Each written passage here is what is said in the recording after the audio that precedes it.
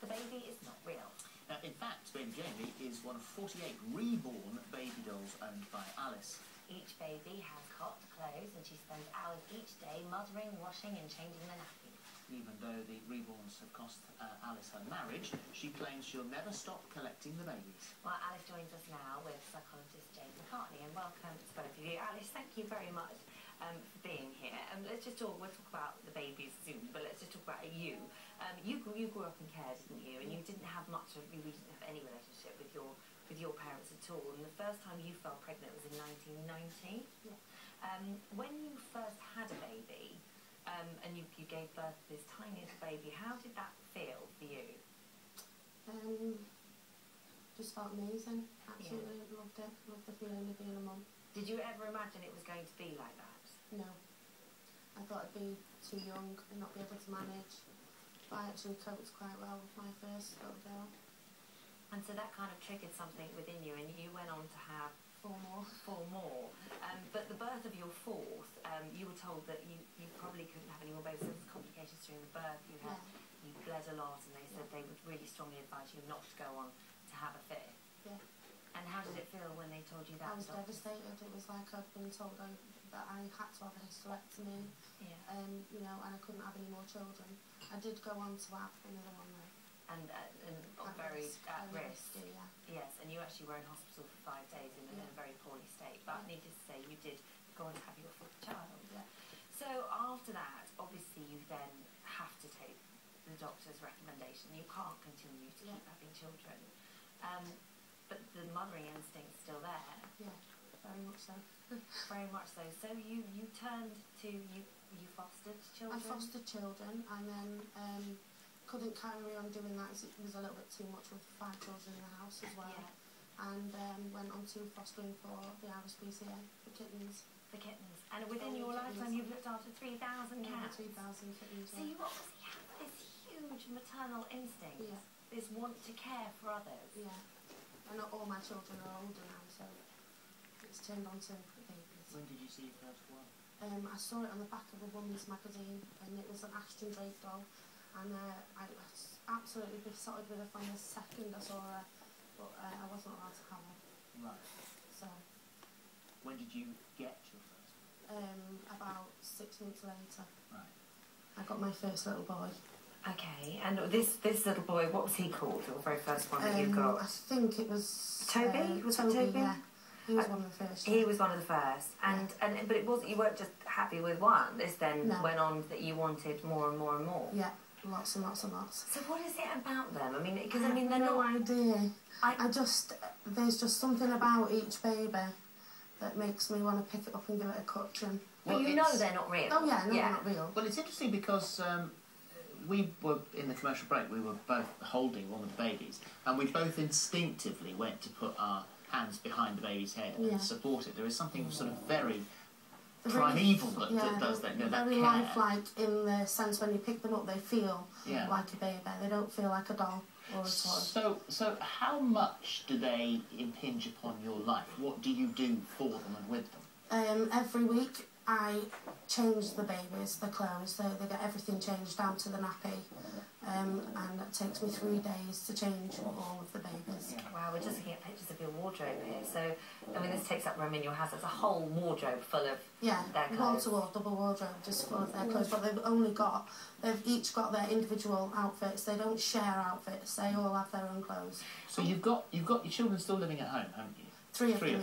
And the youngest is 11. Yeah. So is this at the expense of them? No. My kids always come first. My real children come first. And then my cats, and then the babies. And what do your family and your kids think about this? There's difference of opinion. Some of the kids don't mind them. They won't come in the room. They don't like the look of them. They think they're scary because they're realistic. My youngest daughter likes them. She's actually got one of her own, which is a little vampire. But yeah. Well, you get upset if people don't treat them properly, don't you? Yeah. Which is understandable because they are terribly expensive. Realistic, yes. Well, I know that the one that you're going for at the moment, this is the silicon one that you want. That's from America. That's £1,000. Well, 1,400. That's the one. Wow. Yeah. You can actually bath that one. And they can be as well. they can really technical, can't they? Because they sort of have breathing and little there's heartbeat. a breather. The little girl there in the dress, she's a breather. So these are really, this is an expensive collection. Yeah. How have you funded this? I used to make them, so making them funded the ones that I wanted. Yeah. And I also get money as gifts off family and friends, so I just buy them with that. Do you take them out and about? I mean, No. do you take them for a walk? No. No. And what's the reason for that then? Because I mean, because people think I'm nuts. Right. Okay. So because I mean, this is it's just like a hobby. It's like a it's like somebody who collects stamps. It's the same sort of thing. Yeah. Only for me, they're more realistic for me than to collect stamps. I used to have an odd fetish for collecting tea towels. You did? Yeah. Okay. Really serious odd fetish for collecting tea towels. So what? So did you swap the tea towels for the babies? Yeah. Yeah. So you've stopped collecting the tea towels. Stopped collecting tea towels, I'm pleased to say. So are you a bit obsessive when it comes to collecting stuff? No, because I don't collect anything else apart from elephants. But yeah. You must have a big house. How many elephants have you got? Probably about 40.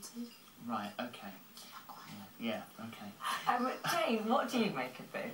Well, actually, it's quite encouraging to hear Alice sitting here and actually saying she can differentiate between what is real and what is not.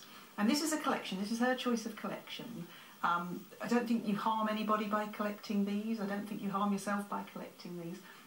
And you're saying, you're making that analogy that it's like stamps, but this is just what you happen to collect. Yeah. It's interesting, we were handling the baby beforehand, and there's something called the cuddle hormone, oxytocin, and it's been implicated in lots of research. Feel-good factor. That's it, Yeah. absolutely. And, you know, it's in sort of like sexual relationships, birth, all sorts of things, and it actually, you know, it's something that's released, and it's something that's released often when holding a baby. Yeah. So kind of getting that good feeling is...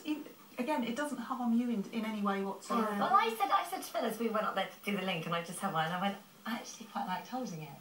And I did, and I think it must be that there is something quite nice about it. Yeah, there's the sudden release of this feel-good factor. It must be what it is. Yeah. What about, in that case, later on in life when you see your youngest is 11, eventually they're all going to leave the house, are you going to end up with a house full of babies? Yes. Quite possibly. Right, yeah. okay. So it's actually going to be quite a quiet house. Yeah. And with you bathing the babies and changing the clothes and doing the sort of circuit. How do you feel about that?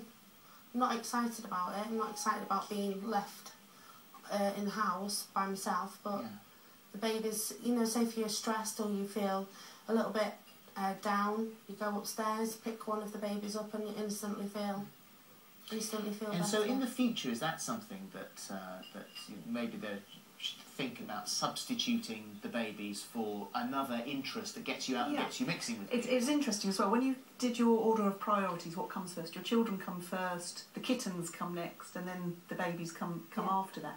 Will you still keep fostering the kittens? No, I gave up fostering the kittens. You've given up that? I've got a disabled cat. Right, okay. So you have other living creatures with you as well then. Yeah. And it's quite likely that maybe in the future when the children have gone and they don't, you know, they haven't got the demands that they have on you at the moment, that something else will come along. And it might be that you could go back to fostering kittens or you could... But also with these, I mean, there's a whole social side to the dolls actually, because there's a huge community online and events network, that you go to. Yeah, go to a lot of doll shows.